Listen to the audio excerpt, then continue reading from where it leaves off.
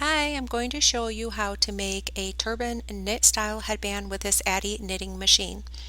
This machine was given to me as a gift.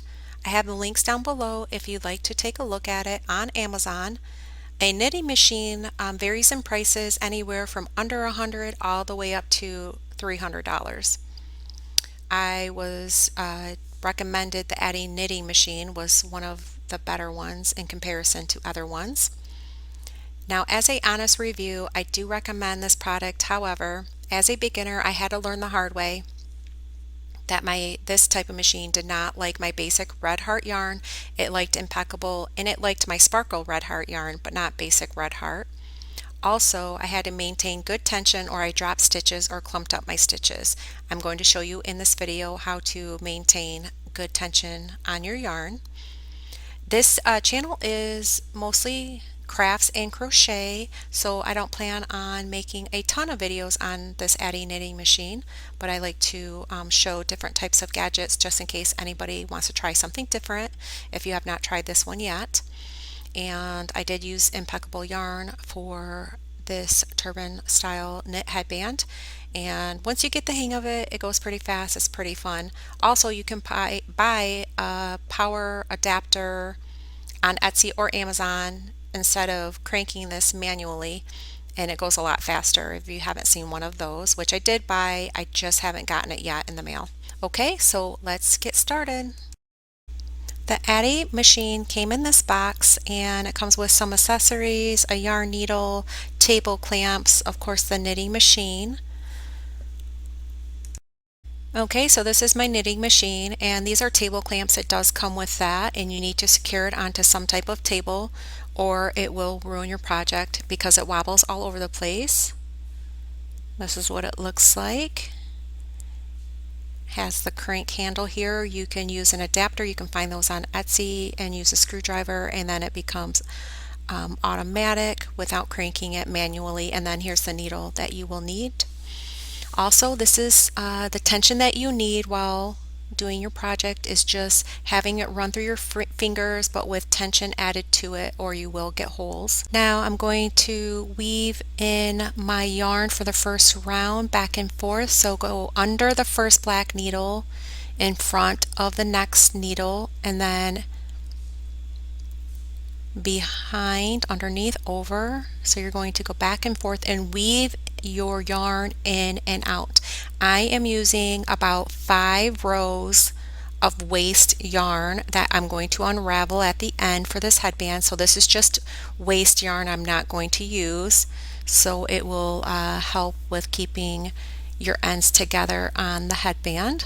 So just weave in and out for your yarn, and you're going to want to go slow. You're going to want to make sure that you're doing this correctly. It has to be in front and behind, and you start underneath the first black needle to get started. Now I'm on the first black needle. It's going to go under it, so I know that I did it correctly. If it does go over it, then I must have skipped something. So have it go through that locked door. You can use fabric softener if you'd like to have it run through your fingers, or you can just have it run through your fingers. I heard this is a nice hack to use, and have it go straight down like I showed you at the beginning of the video. It's going to look like this. I watched many videos to make sure I'm doing this correctly. If anybody sees anything that you have any tips or you feel like I'm doing it wrong, please let me know. I am still kind of a beginner. I did want to show this video just because I got this. I'm actually kind of excited about this machine.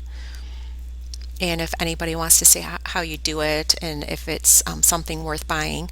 So now I'm going to crank this and keep my tension nicely, and I'm doing this for 5 rows, up to 5 rows. You can do anywhere from 3 to 7 rows for waste yarn, and you want to do a different color, contrasting color from the color that you want from your headband, so you can see the difference between the two. And then I'm going to show you how to add a new color. I'm going to cut about a 6 to 7 inch tail, and if my camera is vibrating or moving, it's because I'm trying to do everything behind the camera. Now I'm going to place that next to the black needle to the left of that white needle right before the black needle. So I'm switching colors now, and I'm using that pink color, which is impeccable yarn. This is for my headband, and I'm going to unravel it. I did my yarn winder, so I'm going to find my center pull, and then I'm going to take about a 7-inch tail or so and run it in front of that black needle and make sure it's secure in my door. I'm going to make sure that that waste yarn is on the left side, and then the contrasting yarn of the add-on color is in front of that black needle. Now I'm going to make sure my counter underneath my door is a counter. I'm going to start it at 0, and I'm going to do about 42 rows of each color. The recommended was 48. I felt like that was just too much, but this is 46 needles, so you could probably try right around 44 plus 44 or 42. So I'm going to tie those ends together. You can do a round and then tie it, it's up to you. Now I'm going to fast forward this part because it's all one color, and like I said, with this needle count for this express, you can probably do 42 plus 42 for each side, so that is 84 altogether, or you can make it go just a little bit bigger, it's up to you. These have a nice stretch to it, so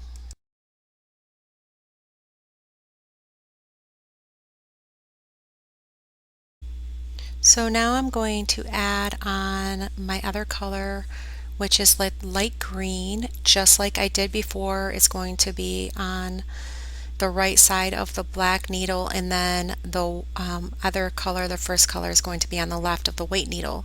I'm going to start my counter back to 0 and go for 42 rounds because I want it to be equal for my first 42 rounds. And there is a nice stretch, so you could always go a little bit bigger, like a 44 plus 44 if you want to. And this is going to go a little bit fast again.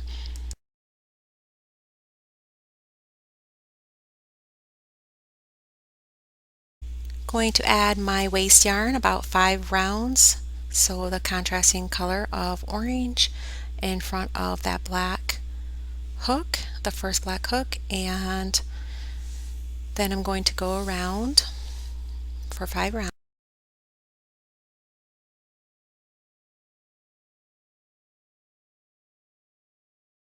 So I'm going to crank it around twice to cast off. So this is what it looks like. I'm going to stretch it out to stretch out all of the stitches, and then I'm going to show you how to sew it together. So I'm going to the beginning stitches. I'm going to count over my stitches because I did 42. I'm going to count off half of that, which is 21.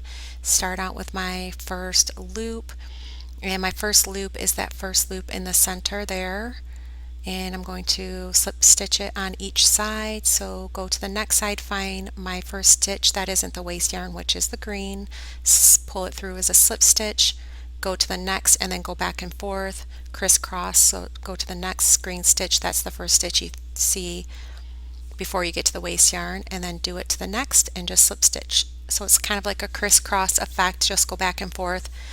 And this is on the beginning of the opposite side of this yarn, 21 stitches if you do 42. And I'm just going to crisscross until I get to the end, and then get rid of that waste yarn, and this will seal both sides closed. And then I'm going to show you how to do the twist of the turban. So it's going to look like this on both sides.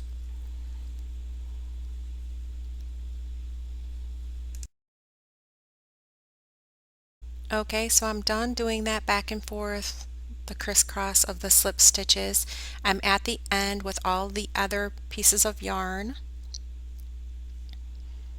When you fold it in half, that's the center, and you're going to want to go to the center. Then you're going to pull this waste yarn. Sometimes it's easy, sometimes it's not. Sometimes you have to get your scissors out and cut it all off. This is pretty easy. It's unraveling nicely all the waste yarn. And so then you just sealed your ends for this headband, which you want to do.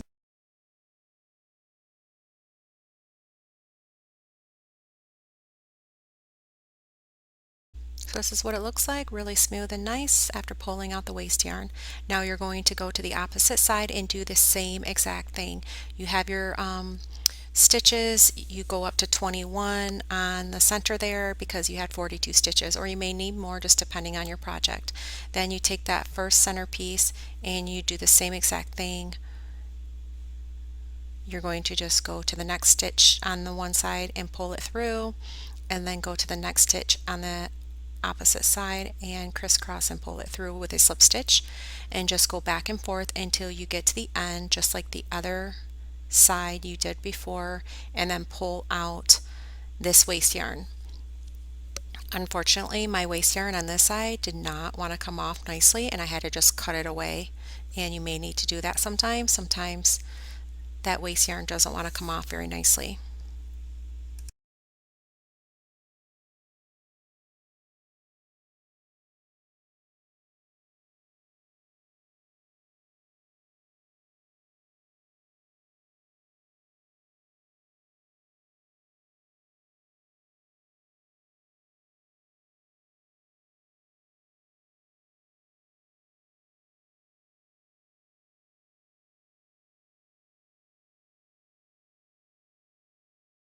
Okay, so this is what it looks like. I'm going to slip stitch in those extra pieces of yarn right now before I show you how to sandwich it. If you like to do the twist turban, you're going to take your two pieces and sandwich it, and then take your other piece and sandwich it as well, and then sew it all together, and then turn it right side out. So you can start, I have the green yarn, the light green, so I'm going to sew into part of that green to secure it to get started. And then I'm going to sew all of the 4 pieces together to connect all of those pieces.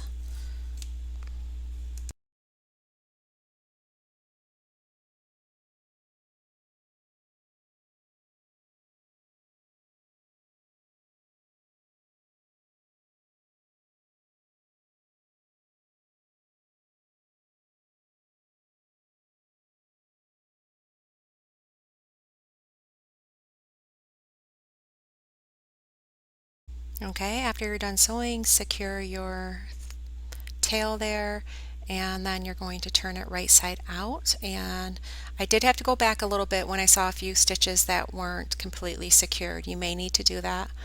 And like I said, this one was the one that I went by her pattern, and I found it just to be a touch too big. But there is a nice stretch to it.